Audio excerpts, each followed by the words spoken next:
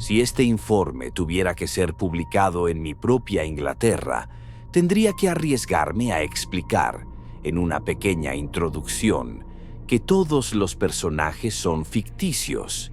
Y digo arriesgarme, porque la ley inglesa contra los escritos difamatorios podría plantearme alguna dificultad, ya que ninguno de los personajes es ficticio, y la historia que Clemence Dane le contó a Catherine Cornell y Catherine Cornell me contó a mí, es absolutamente cierta, en mi leal opinión, y le ocurrió a un joven médico inglés al cual llamaré, por la razón antes mencionada, Alvan Barak.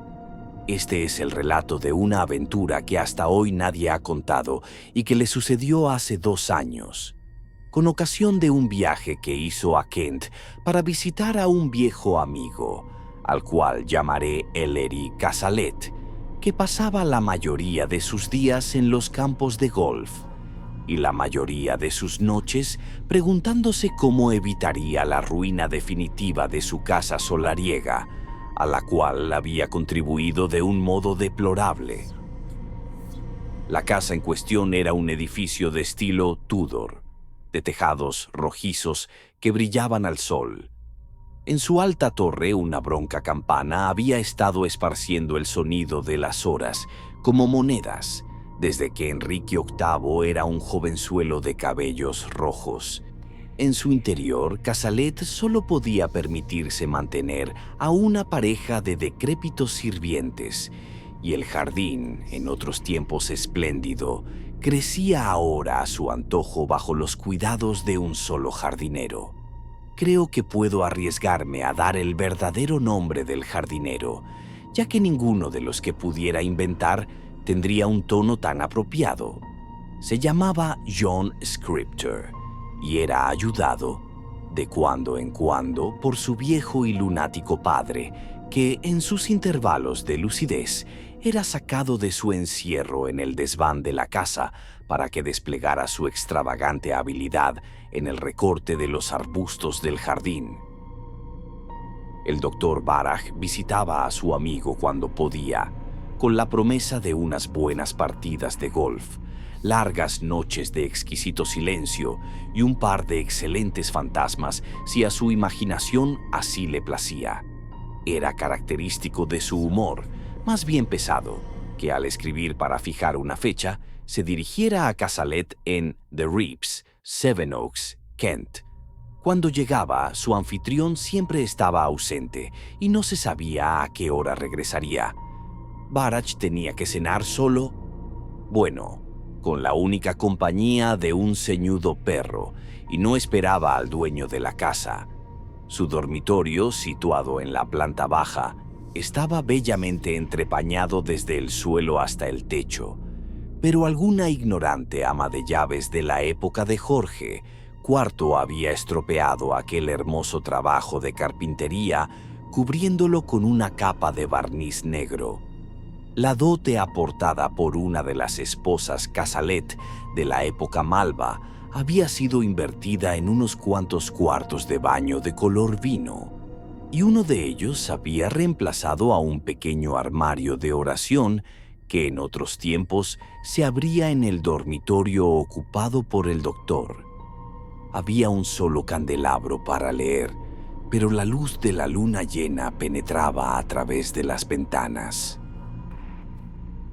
En esta especie de museo, Barak solía dormir tranquila y profundamente, pero durante la noche a que se refiere este relato, se despertó repentinamente con la sensación de que algo se movía en el dormitorio.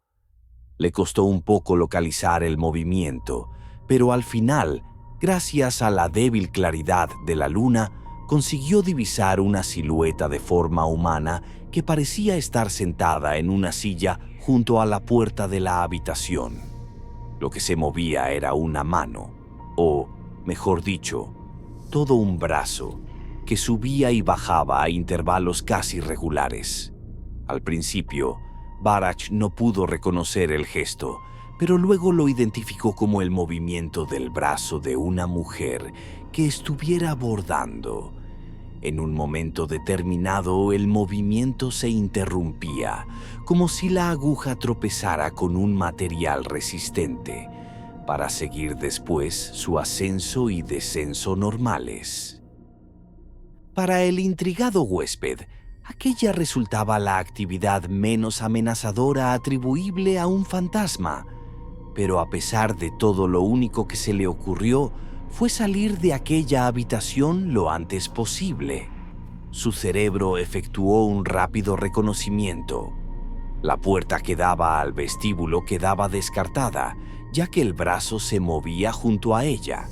Saltar por la ventana le pareció algo arriesgado, porque se exponía a romperse una pierna. Desde luego estaba el cuarto de baño, pero eso no le serviría de mucho si no podía salir de este por otra puerta. Concentrándose intensamente, recordó que había visto otra puerta y, en aquel preciso instante, oyó el tranquilizador ruido de un automóvil que se acercaba a la casa y supuso que se trataba de su anfitrión, que estaba de regreso. De un prodigioso salto se introdujo en el cuarto de baño y cerró la puerta detrás de él. El suelo de la habitación contigua estaba bañado por la luz de la luna. A través de ella, Barak llegó, jadeante pero incólume, al pasillo. Poco después divisó la claridad del candelabro que su anfitrión había encendido en el vestíbulo principal y le oyó cerrar la puerta de la casa. Cuando Barak surgió corriendo de la oscuridad para hacerle objeto de una calurosa acogida, Cazalet se mostró sorprendido y halagado por tanta amabilidad y, hambriento por su largo y frío viaje, propuso una inmediata marcha en dirección a la despensa. El doctor, casi recobrado de su reciente pánico, no opuso ninguna objeción, y la expedición se puso en marcha. Sosteniendo en alto unos candelabros, el anfitrión alababa las excelencias de la carne asada, del queso de cheddar y de la leche de Kent, cuando tropezó con un bulto caído en el suelo.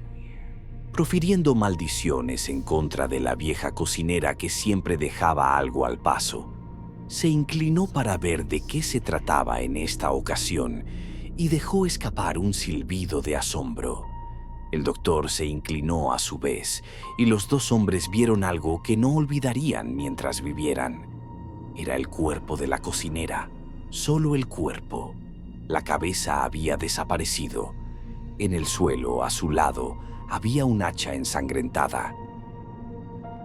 «El viejo Scripture, Dios mío», exclamó Cazalet. Barak, como en un relámpago, tuvo una horrible sospecha. Sosteniendo el candelabro en una mano, arrastró con la otra a su compañero a través de los interminables pasillos de la casa hasta la habitación de la cual había salido huyendo. Cuando se acercaban al dormitorio, Barak le recomendó a su compañero que no hiciera ruido. Pero aquella precaución era completamente inútil, pues quien se encontraba allí dentro realizaba una absorbente tarea que lo tenía sumido en un profundo embeleso, del cual no hubiera salido ni con los pasos de todo un regimiento. El viejo lunático no había abandonado su asiento junto a la puerta. Entre sus rodillas descansaba aún la cabeza de la mujer a la que había asesinado. Metódicamente, beatíficamente, estaba arrancando los grises cabellos uno a uno. Lo sobrenatural es la realidad que no podemos explicar. Si te gustó esta historia, compártela y suscríbete a nuestro canal.